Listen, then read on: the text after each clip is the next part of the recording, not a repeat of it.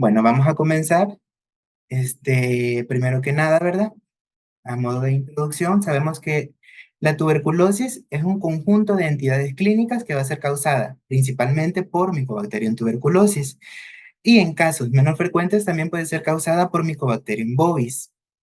Generalmente, ¿verdad? Como les había mencionado, afecta cualquier parte del cuerpo, pero principalmente pues los pulmones.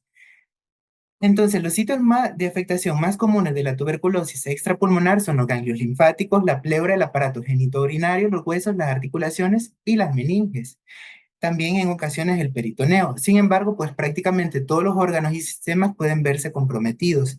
Casi siempre cuando tenemos una tuberculosis extrapulmonar, vamos a encontrar que hay una infección pulmonar como primario, pero en ocasiones puede haber una tuberculosis extrapulmonar de forma primaria. Generalmente esto es bastante raro. Hay que tener en cuenta también de que los pacientes que van a verse afectados por una tuberculosis extrapulmonar en ocasiones son pacientes inmunosuprimidos, ya sea pacientes VIH o pacientes SIDA, pacientes también que han recibido cierto tipo de medicamentos como la quimioterapia o pacientes que se han sometido a trasplantes que de alguna manera su sistema inmunológico está más debilitado, así como también pacientes que tienen alguna alteración en su estado cognitivo.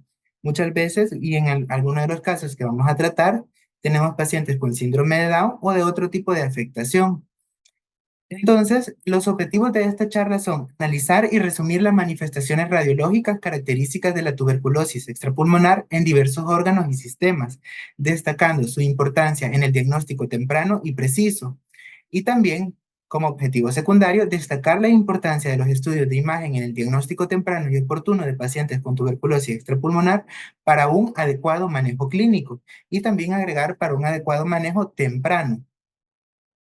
Entonces, este estudio es una revisión de casos clínicos que nosotros consideramos relevantes, que en imágenes pues demostramos la afectación de varios órganos por la tuberculosis extrapulmonar. Vamos a describir cuáles son las características radiológicas observadas en distintas técnicas de estudio, comenzando desde rayos X, ultrasonido, tomografía y resonancia magnética. El objetivo es proporcionar una visión integral de las manifestaciones radiológicas específicas de la tuberculosis extrapulmonar en una variedad de contextos clínicos. Bueno, comenzamos con nuestro primer caso. Se trata de una tuberculosis pericárdica. Es un paciente masculino de 41 años que tiene el antecedente de ser un paciente reo. Esto hay que tenerlo muy en cuenta, ¿verdad? Ya que esta población tiene mayor probabilidad de desarrollar esta patología. Inicialmente consultó con 15 días de dolor abdominal de moderada intensidad, tinte ictérico generalizado, disnea a los moderados esfuerzos. Bueno, inicialmente se sospechó una cirrosis hepática. Todos los estudios de laboratorio orientaban a una falla hepática, pero como parte de los estudios de gabinete se le tomó una radiografía de tórax. En la radiografía de tórax, pues aquí encontramos hallazgos que son muy importantes. De entrada vemos de que hay un aumento o un ensanchamiento mediastinal con un aumento de la silueta cardíaca. Entonces, este aumento de la silueta cardíaca en pacientes jóvenes, como en este caso 41 años, ya nos hace ir pensando de que no se trata de una patología de origen abdominal. Entonces, además de eso, también observamos derrame pleural bilateral. En este caso, ¿verdad? Evidenciamos el signo de Damasio, que es típico de que a nivel de los ángulos pulmonares tenemos líquido. Entonces, sumando estos dos hallazgos, estábamos sospechando un probable patología de origen cardíaco. Igual, como parte de los estudios de gabinete, se le mandó una ultrasonografía. Entonces, lo más relevante en la ultrasonografía fue que a nivel de la ventana subsifoidea se observó un derrame pericárdico complejo. Entonces, si correlacionamos este derrame cardíaco con las rayos X que habíamos visto anteriormente, a esto correspondía aumento de la silueta cardíaca. Recordemos que en rayos X no podemos caracterizar o no es 100% confiable, ¿verdad? Es decir, de que mediante unos rayos X podemos orientarnos a que se trata de un derrame pericárdico, sino que es un aumento del tamaño de forma inespecífica. Ya con la ultrasonografía evidenciamos pues, de que tenemos un derrame pericárdico que es complejo. Como vemos en esta imagen, tenemos material de aspecto hiperecogénico a nivel del espacio pericárdico. Además de eso, también aquí tenemos una ventana a nivel del hemitórax derecho, a este nivel de parénquima hepático, y observamos tabiques gruesos. Eso fue como lo más relevante dentro del ultrasonido. Además de eso, también, ¿verdad? Se encontró una hepatomegalia, que el hígado estaba de aspecto congestivo, ascitis, que son otros hallazgos que también son relevantes. Pero posteriormente a eso se le mandó una tomografía computarizada como parte de los estudios. Entonces, al momento de la tomografía computarizada, evidenciamos de que el pericardio presenta un engrosamiento difuso con un realce tras la administración de contraste. Y algo bien llamativo en este paciente fue de que había un reflujo hacia la vena cava inferior. Entonces, este reflujo había entonces que caracterizarlo porque era. Lo más probable es que este engrosamiento pericárdico estaba causando una disminución o una restricción de la motilidad cardíaca. Entonces, este reflujo hacia la vena cava inferior ocasionaba una hepatía congestiva. Como podemos ver acá, el hígado estaba aumentado de tamaño. A pesar de que era una fase muy temprana de la administración de material de contraste, ya veíamos material de contraste dentro del sistema venoso hepático. Nos indicaba esto, de que entonces había una restricción de la motilidad cardíaca, quien en este adquisición o corte axial de tomografía computarizada evidenciamos de igual manera engrosamiento pericárdico que es liso. Entonces, si comparamos esta imagen con lo que habíamos adquirido ultrasonografía, pues hacemos la correlación de que este líquido que está a nivel del espacio pericárdico es un líquido denso, o sea, un derrame pericárdico complejo. Y también pues evidenciamos el derrame pericárdico extenso a nivel del hemitórax derecho y un derrame pericárdico en menor, perdón, un derrame pleural en menor tamaño a nivel del hemitórax izquierdo. Entonces, ya con estos hallazgos se descartó de que la patología fuera de origen abdominal, que toda la afectación fuera el primer foco abdominal. Entonces, había que buscar qué era lo que estaba causando todo esto. Entonces, posteriormente, ya con esto uno comienza a sospechar de que se trata de una patología de probable origen pulmonar. Se le mandaron las pruebas para tuberculosis y el paciente resultó positivo mediante baciloscopía. Entonces, ahora había que determinar cuál iba a ser el manejo en cuanto a esa afectación pericárdica. Por eso se tomó una resonancia magnética. Porque aquí había que caracterizar si este engrosamiento pericárdico era algo crónico que ya no iba a resolver mediante el tratamiento antifímico o que mediante el tratamiento farmacológico podía resolver. Entonces aquí tenemos, son dos secuencias de RAS en T1 tras la administración del contraste. Esta es una fase bien temprana donde podemos ver el material de contraste que utilizamos en resonancia magnética, es decir, el gadolínio ya está dentro de las cavidades cardíacas. Aquí vemos como el pulso sanguíneo ha realzado. En esta fase temprana no observamos el pericardio, sino que en una fase un poco más tardía evidenciamos de que el pericardio ha presentado un engrosamiento y un realce liso. Entonces, esto nos lleva a pensar de que se trata de una patología aguda o subaguda. Esto es muy importante porque mediante este estudio podemos hacer la correlación de que si es una patología aguda, probablemente el paciente mejore con el tratamiento farmacológico. En el caso de que este pericardio no realzara, de que se tratara de una etapa crónica, lo que correspondía pues era hacer una cirugía para retirar el pericardio y de este modo disminuir la restricción cardíaca. Entonces, como un breve resumen de la pericarditis tuberculosa, sabemos que es la forma más común de afectación cardíaca. Generalmente se va a deber de extensión de un foco contiguo, habitualmente desde los ganglios linfáticos mediastínicos o iliares, pero también desde la columna, el pulmón o desde el esternón. En el caso de este paciente, si bien es cierto, la patología pulmonar no la mirábamos mediante estudios de imagen, pero se comprobó mediante pruebas de laboratorio. Entonces se consideró de que era una pericarditis tuberculosa secundaria a un foco pulmonar primario. Entonces, los hallazgos en tomografía y en resonancia magnética son los típicos que vimos en este paciente. Un engrosamiento que puede ser en ocasiones irregular o regular dependiendo del grado de la afectación del pericardio, que se va a asociar a adenopatías mediastínicas y en la mayoría de los casos puede aparecer una dilatación de la vena cava inferior, como vimos en este paciente, que se debe a la restricción de la motilidad cardíaca. Además de eso, el derrame pleural bilateral Y en ocasiones, más que todo en ecografía, podemos ver una deformidad del tabique interventricular. Además de eso, también en resonancia magnética podemos ver un derrame pericárdico que a menudo puede ser lobulado o complejo. En este caso, pues mediante ecografía vimos que correspondía a un derrame pericárdico complejo, junto con un engrosamiento pericárdico irregular, nodular, o en ocasiones puede ser liso o difuso. Y el realce pericárdico tardío nos orienta a una patología subaguda. Entonces, como podemos ver, es importante hacer la correlación mediante las diferentes pruebas de imagen para poder llegar a un diagnóstico adecuado y también para poder orientar al clínico a un tratamiento eficaz. Luego tenemos otra afectación. En esta paciente fue una femenina de 17 años que consultó con un mes de dolor abdominal generalizado. Era de tipo continuo, de leve intensidad, que además de eso presentaba aumento del perímetro abdominal. Además se acompañó de pérdida de peso no intencional. Inicialmente se sospechó un abdomen agudo. El leucograma estaba elevado. Además de eso, la clínica y el dolor intenso que tenía la paciente a la palpación profunda orientaba a los médicos a una apendicitis aguda. Sin embargo, como parte de los estudios de gabinete también, se le tomó una rayos X de tórax. Entonces, aquí tenemos la rayos X de tórax, una rayos X posterior anterior, donde podemos evidenciar, de entrada, lo más llamativo son los múltiples e incontables micronódulos, todos estos nódulos tan menores a 3 milímetros de tamaño que tenían una distribución difusa. Como podemos ver, se encuentran de forma aleatoria en ambos campos pulmonares. Entonces, esto es lo típico de un patrón miliar. Otra cosa que también cabe destacar en esta rayo X es que hay una escoliosis moderada de convexidad derecha.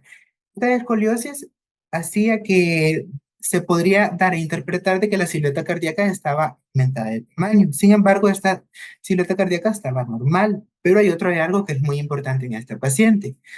Podemos observar que a este nivel vemos el menisco de Amersfoort, que ya lo había mencionado anteriormente, que correspondía a un derrame pleural. Entonces vemos que están borrados los ángulos costofrénicos, tanto derecho como izquierdo, el izquierdo en menor medida. Entonces había un derrame pleural bilateral que era leve, pero estaba presente. Entonces, esta paciente posteriormente se le tomó una ultrasonografía. Entonces, lo más llamativo en la ultrasonografía fue un engrosamiento mural concéntrico a nivel del ciego. Aquí estamos, esta es una ventana a nivel de la fosa ilíaca derecha, donde podemos observar que el ciego está engrosado de forma difusa. Si comparamos esto con la fosa ilíaca izquierda, vemos que las asas intestinales presentan un grosor o un calibre menor. Entonces, esto ya nos orienta a que se trata de una patología infecciosa. Hay que hacer la diferenciación entre una patología que puede ser de tipo tumoral, que el engrosamiento puede ser irregular o segmentario, no va a ser difuso, como en este caso. Además de eso, también lo más llamativo fueron conglomerado adenopático de tipo necrótico, que estaba a nivel retroperitoneal. Además de eso, en esta paciente se observó ascitis, como vemos en este caso. Entonces, estos hallazgos también nos dejaron con nos hacían sospechar de que ya no se trataba de una apendicitis aguda, porque la apendicitis aguda no va a dar todas esas manifestaciones. Y más teniendo la clínica de el abdomen doloroso de un mes de evolución y con la rayos X que observábamos el patrón miliar, ya nos hacía pensar de que estábamos ante la presencia de una patología de tipo infeccioso, probablemente tuberculosis abdominal. Se le tomó también una tomografía computarizada de que aquí corroboramos el engrosamiento mural concéntrico a nivel del ciego y el derrame, vemos el líquido abdominal, la ascitis, de forma difusa. También las adenopatías necróticas. A esta paciente se le tomó un gene expert para la patología pulmonar, resultó positivo, se le tomó también de igual forma prueba de líquido acítico. Sin embargo, este líquido no resultó positivo. Hay que recordar de que la probabilidad de que nos resulte un diagnóstico positivo en un líquido acítico generalmente anda entre el 60 al 80%. Entonces, no todos los pacientes que presenten una tuberculosis abdominal van a tener resultados positivos mediante estudios de laboratorio, pero se le inició prueba terapéutica y presentó mejoría clínica para el dolor abdominal. Entonces se catalogó como una tuberculosis abdominal con un foco de tuberculosis pulmonar, pues, había sido el sitio de diseminación. Entonces, como resumen, la tuberculosis abdominal sabemos que la mayoría de los casos se deben a una deglución de secreciones respiratorias. Recordemos que se trataba de una paciente con síndrome de Down, entonces probablemente ella, todas sus secreciones las deglutía. Entonces, eso fue el eh, sitio de afectación, o el mecanismo mediante el cual se dio la diseminación. Entonces, casi siempre la región iliocecal va a ser la más afectada, en el 90% de los casos. Puede verse afectado tanto el ilion terminal como el ciego, y en ocasiones podemos tener dilatación proximal, dependiendo del grado de engrosamiento que puede llegar a causar una obstrucción, que generalmente es raro. En la tomografía computarizada, el hallazgo más común es el engrosamiento mural, que va a ser típicamente concéntrico. Cuando es excéntrico, tiende a afectar la pared cecal medial. Además de eso, también podemos encontrar un engrosamiento peritoneal regular y en ocasiones ascitis. Además de eso, también suelen existir adenopatías locorregionales, como en este caso vimos los conglomerados adenopáticos retroperitoneales, y también se van a asociar con necrosis. Luego tenemos otro caso. Aquí se trata de una femenina de 35 años que consultó con historia de un mes de fiebre, monoparesia de miembro inferior derecho. 15 días posteriores evolucionó a monoparesia también del brazo derecho. Se acompañaba de diplopía horizontal, mastosis palpebral izquierda. Inicialmente se sospechó un síndrome antifosfolípido.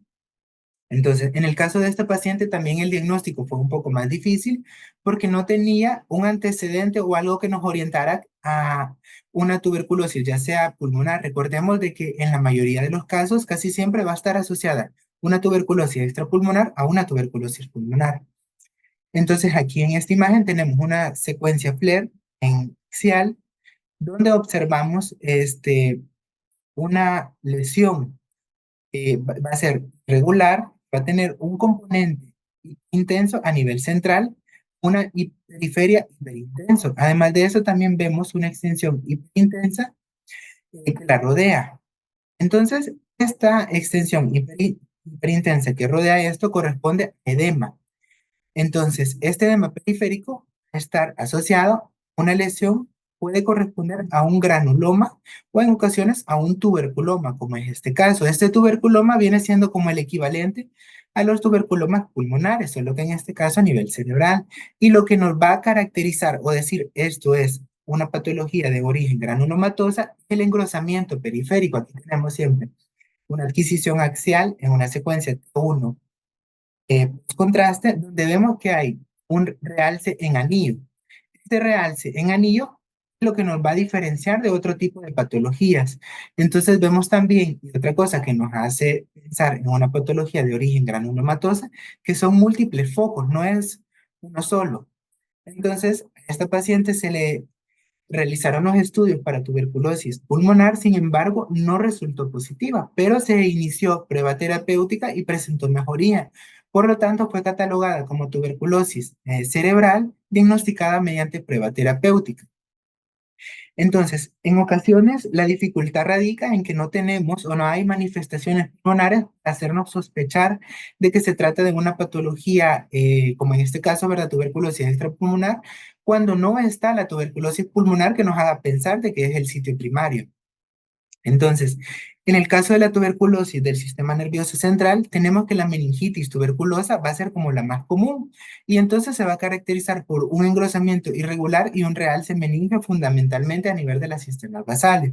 Pero como en este caso, esta paciente tenía tuberculomas que pueden ser solitarios o múltiples y son pequeñas masas de tejido de granulación que van a estar formadas por conglomerados de tubérculos microscópicos que van a ser el equivalente a los granulomas pulmonares. Y en resonancia magnética, las características de señal van a variar dependiendo de si son gaseosos o no. Los tuberculomas gaseosos van a mostrar una intensidad de señal intermedia o baja en secuencias ponderadas en T1. Van a mostrar una hiperintensidad en secuencias ponderadas de T2 y tras la administración de contraste van a presentar un realce en anillo. Entonces, ese realce en anillo va a ser lo que nos va a orientar a que se trata de una patología de tipo granulomatoso. Luego tenemos otro caso, en este ejemplo es un paciente masculino de 19 años que también tenía el antecedente de ser un paciente reo. Consultó con historia de 3 meses de presentar una tumoración cervical dolorosa. Inicialmente se sospechó una patología de tipo neoplásico, ya que la clínica orientaba a que era algo bastante inespecífico y entonces se envió a nuestro centro para una ecografía y descartar malignidad. Las imágenes de ecografía no las muestro, pero recordemos de que en ecografía pues vamos a ver el conglomerado adenopático de aspecto necrótico en el caso pues de la tuberculosis. Aquí tenemos una imagen o un corte axial a nivel del cuello y en la región posterior vemos que hay una lesión con un centro intenso, está rodeado de una área con un realce discretamente hiperdenso. Esto es una adquisición tras la administración de contraste. Entonces, un corte axial un poco más abajo, vemos que hay estructura heterogénea, presenta una forma irregular con un realce periférico hiperdenso. Entonces, este realce hiperdenso periférico nos orientaba de que se trataba de un conglomerado adenopático que había presentado necrosis y por eso a este paciente se le tomaron otros estudios. Se le mandó vaciloscopía, la cual resultó positiva, y entonces también se le tomó líquido de esta adenopatía necrótica, que también resultó positivo para tuberculosis. Entonces, este paciente se catalogó como una linfadenitis tuberculosa. Recordemos de que esta es el tipo de afectación tuberculosa más común, que también es conocido como la escrófula o enfermedad de los reyes. Es el tipo más frecuente de tuberculosis extrapulmonar y la podemos encontrar en prácticamente cualquier localización, pero más habitual es a nivel cervical. En ecografía podemos visualizar un conglomerado adenopático hipoecoico que va a tener cambios inflamatorios alrededor, es decir, el área de edema que va a rodear estas estructuras inflamadas. Y en la tomografía computarizada, estos ganglios o conglomerados adenopáticos van a aparecer con cambios quísticos e inflamación adyacente, sin o con calcificaciones. Esto dependiendo del tiempo de evolución y también van a mostrar un realce grueso e irregular en anillo tras la administración de contraste. Este realce irregular es lo que nos puede orientar a que se trata de una patología granulomatosa. Luego tenemos un caso que fue bastante difícil de diagnosticar y se trata de una tuberculosis en músculos extraoculares. La dificultad de este caso fue de que se trataba de un masculino de 34 años que tenía el antecedente de un año previo a haber sufrido un trauma craneoencefálico, específicamente a nivel de la región frontal. Posteriormente a eso, es decir, al año siguiente, inició con estos talmos y un cuadro de cefalea recurrente. Además de eso, también presentaba disminución en la agudeza visual. Inicialmente se sospechó linfoma. También se sospechó una patología de tipo infeccioso, pero todos los cultivos y las pruebas para linfoma eran negativas. Entonces, a este paciente se le tomó una resonancia magnética para valorar el exoftalmo. Hay que recordar que en resonancia magnética es un poco difícil a veces la adquisición de los estudios. En este caso, aquí tenemos una secuencia, uno tras la administración de contraste. Y vemos un poco difuso esta parte porque el paciente presentaba dificultad para colaborar. Entonces, en la resonancia magnética, recordemos que el paciente tiene que estar en promedio de 30 a 40 minutos dentro del resonador y es un poco molesto a veces por el ruido que realiza o que hace el equipo. Entonces, no todos los pacientes van a colaborar de la misma manera y es otra cosa a tener en cuenta que hay pacientes que no son claustrofóbicos, sin embargo, el estar dentro del equipo pueden presentar cierta dificultad para llevar a cabo o colaborar de forma más adecuada. Entonces, en este caso, observaba un engrosamiento a nivel de los músculos, tanto recto lateral y recto medial, así como del ojo oblicuo superior izquierdo, como en este caso, lo vemos de forma difusa, no está bien definida la imagen. Quería traer a cuenta esto porque es importante recordar de que no todos los pacientes nos van a poder colaborar al estar dentro del equipo. Además de eso, también se observaba un edema de los tejidos blandos y oculares. Y aquí en una secuencia 2 coronal vemos de que los nervios van a verse un poco aumentados en su grosor. Entonces se catalogó una neuritis bilateral y una enfermedad granulomatosa de los músculos extraoculares.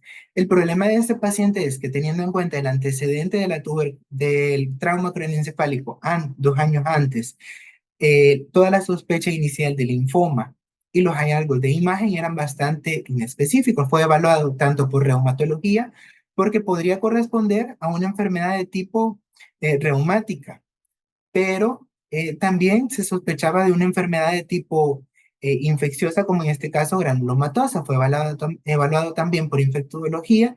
Entonces, reumatología descartó los hallazgos. Sin embargo, infectología decidió iniciar la prueba terapéutica y el paciente presentó una mejoría clínica. No fue encontrado un foco pulmonar inicial ni tampoco algo que orientara a que se trataba de este tipo de patología. Sin embargo, pues al presentar la mejoría clínica, se catalogó como una tuberculosis en músculos extraoculares, diagnosticado mediante prueba terapéutica. Entonces, la tuberculosis ocular, lo más común es la afectación a nivel del globo ocular, que generalmente va a deberse a una inoculación exógena o una propagación desde un foco adyacente.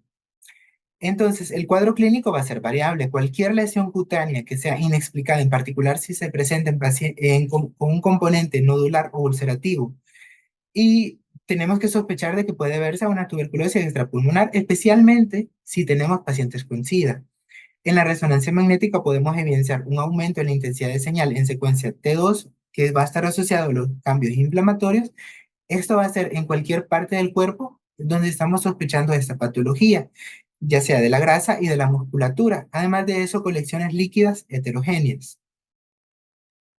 Aquí tenemos otro caso. Este es una tuberculosis en mama, que se trata de una paciente femenina de 35 años que consulta con historia de un mes de presentar un nódulo palpable que se asociaba a dolor en mama izquierda. Además de eso, presentaba fiebre, eritema periareolar y no se estaba asociado a trauma. No había salida de secreción, refería la paciente.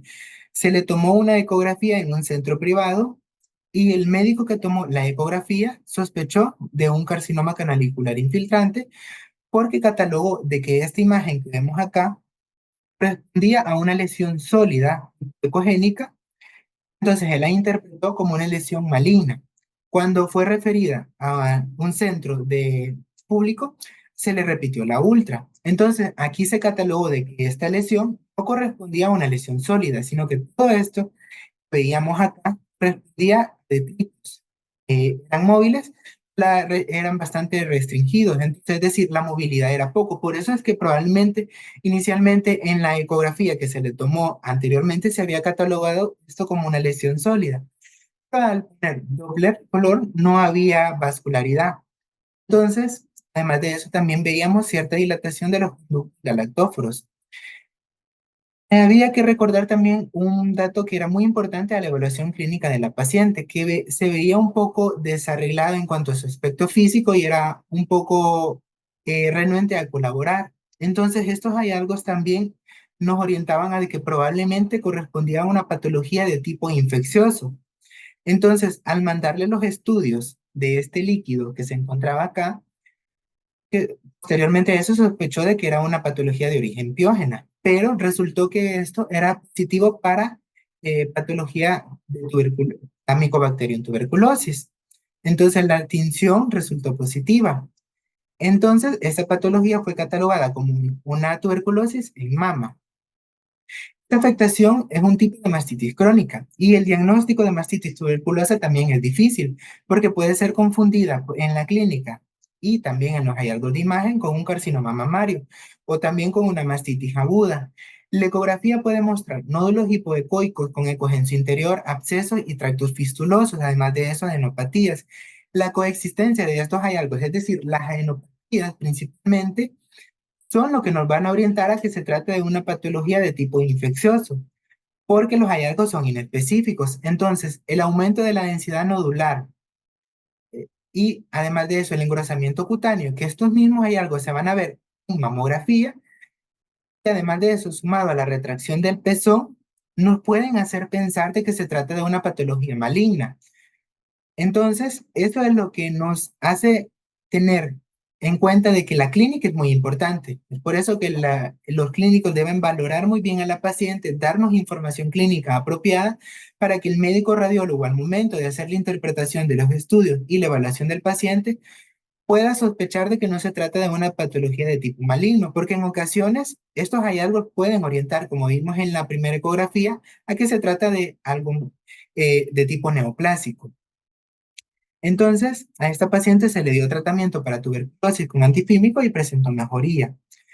Entonces, como hemos visto, la tuberculosis extrapulmonar representa una entidad clínica compleja y diversa que requiere una cuidadosa consideración en el ámbito de la radiología.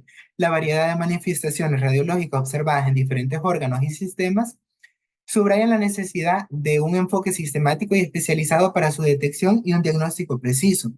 Entonces, es muy importante el conocimiento clínico y la interpretación detallada de las imágenes, respaldada por un conocimiento profundo de los patrones característicos, especialmente los médicos radiólogos que están haciendo la interpretación y también que tengan en cuenta eh, la clínica del paciente. Es por eso que los clínicos también tienen que tener un alto índice de sospecha en cuanto a esta patología, porque en ocasiones no la tenemos en cuenta, por eso es difícil llegar al diagnóstico.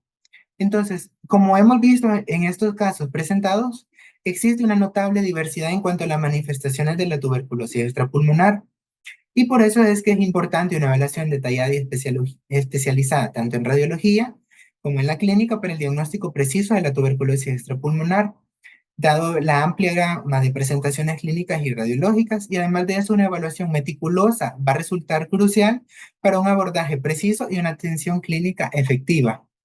Bueno, muchas gracias. Saludos.